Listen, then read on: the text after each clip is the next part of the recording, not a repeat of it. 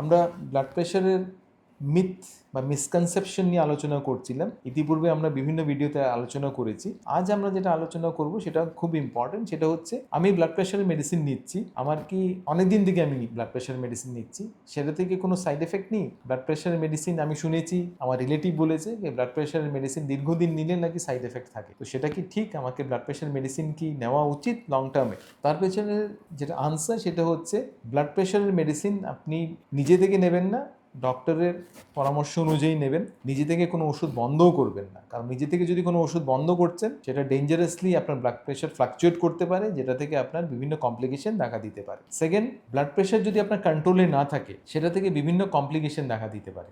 তো বিভিন্ন কমপ্লিকেশন যেটা আমরা অলরেডি অন্যান্য ভিডিওতে আলোচনা করেছি, আনকন্ট্রোল ব্লাড প্রেশার বিভিন্ন কমপ্লিকেশন থাকে, যেটা হচ্ছে যেমন ব্রেইনের ক্ষেত্রে স্ট্রোক বা ব্রেইন হ্যামারেজ, ইভেন আইয়ের ক্ষেত্রে কারো কারো ক্ষেত্রে ব্লাইন্ডনেসও হতে পারে যদি আনকন্ট্রোল ব্লাড প্রেশার থাকে। হার্টের ক্ষেত্রে কারো কারো হার্ট ফেলিয়ার হয় বা আরও হার্টের অ্যাটাকও কিন্তু আনকন্ট্রোল ব্লাড প্রেশার থেকে হতে পারে। তেমনি কিডনির ক্ষেত্রে ক্রনিক কিডনি ডিজিজ বা রিনাল ফেলিয়ার কিন্তু আনকন্ট্রোল ব্লাড প্রেশারের জন্য হয়। ইনফ্যাক্ট আমাদের এইসব জায়গায় এই রিজনে যে এত কিডনি ডিজিজের প্রাদুর্ভাব, তার পেছনে কিন্তু অন্যতম একটা প্রধান কারণ হচ্ছে হাই ব্লাড প্রেশার, যেটা কন্ট্রোলে নেই।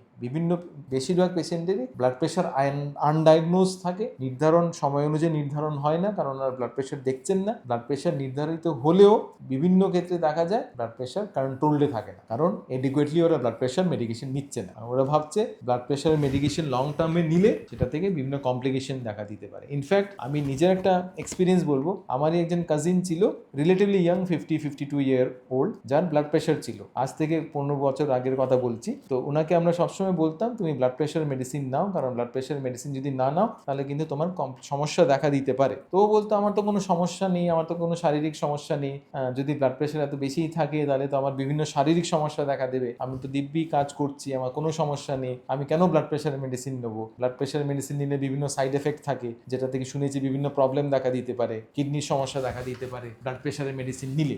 যদিও আমরা বলেছি যে অ্যাজ এ ডক্টর দেখো ব্লাড প্রেশার মেডিসিন নেওয়াটা ইম্পর্টেন্ট, কারণ ব্লাড প্রেশার যদি তোমার কন্ট্রোল না থাকে সেটা থেকেই কিন্তু কিডনির সমস্যা হবে, হার্টের সমস্যা হবে, স্ট্রোক পর্যন্ত হতে পারে। তো ব্লাড প্রেশার মেডিসিন তোমার নেওয়াটা ইম্পর্টেন্ট। তবুও উনি কথাটা শুনলেন না। আলটিমেটলি ওনার লং টার্মে ব্লাড প্রেশার ওনার সবসময় 160-100 থাকতো, ব্লাড প্রেশার মেডিসিন উনি নিলেন না। আলটিমেটলি কিন্তু সেটা থেকে ওনার কিডনি ফেলিয়ার হলো, and during COVID he expired. So this is the moral of the story is that blood pressure medicine যদি আপনি না নিচ্ছেন, ব্লাড প্রেশার যদি adequately কন্ট্রোল না করছেন, সেটা থেকে কিন্তু আপনার কমপ্লিকেশন হবে, এই বিভিন্ন কমপ্লিকেশন। তো তার জন্য এই complication, blood pressure uncontrolled blood pressure যদি কমপ্লিকেশন যদি আপনি এড়াতে চান, তাহলে কিন্তু আপনার পারসিস্টেন্টলি ব্লাড প্রেশার মেডিসিন নিতে হবে, যেন ব্লাড প্রেশার কন্ট্রোল থাকে। অবশ্যই ব্লাড প্রেশারের মেডিসিনে কিছু কিছু সাইড এফেক্ট থাকে, কিন্তু এই যে সাইড এফেক্ট ব্লাড প্রেশারের মেডিকেশনে সেটা ট্রিভিয়াল, সেটা নগণ্য, দিস ইজ ভেরি মাইনর। যেমন কোনো কোনো ব্লাড প্রেশার মেডিকেশন আপনার একটু লেগ সোয়েলিং করতে পারে, পায়ে একটু ফুলতে পারে, পায়ে স্পেশালি পায়ের গোড়ালে একটু ফুলতে পারে, কোনো কোনো ব্লাড প্রেশার মেডিকেশন একটু কাশি হতে পারে। তো এগুলো হচ্ছে